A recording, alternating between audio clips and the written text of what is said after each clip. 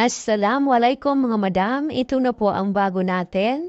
Meron po tayong 10 colors available mga madam. Ayan mga madam, meron tayong pa-plates sa may neck, meron din tayong pa-sharing sa may baywang. Ayan, all working botones po yan mga madam. Ayan, dalawang botones po yan mga madam sa may sleeve.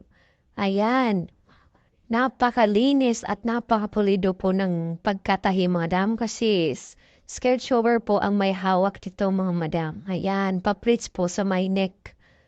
Ayan mga madam. Ayan mga madam, dahil skirt shower po ang may hawak, nakakasigurado tayo napakalinis at napakapulido ng pagkatahi niyan mga madam. Ayan. Pwede po natin gawing 3/4 mga madam, hilain lang po natin. Ayan, kitang-kita po natin na napakalinis po ng pagkatahi. Ayan.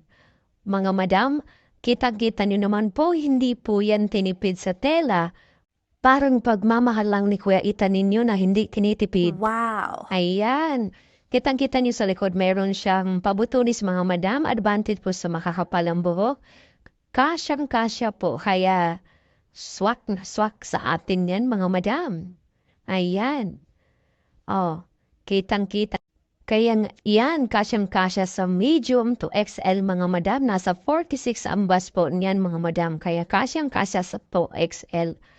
Ayan. Ay. Kaya sa mga gustong mag-abel, mga madam, sa mga interesado, paki-PM lang po ako o paki-PM si Ate Janelle para po ma-assist po namin kayo ng maayos. Ayan, yan po ang pictorial venue natin, papasilip ko lang. Ayan, thank you very much mga madam. Hanggang sa muli.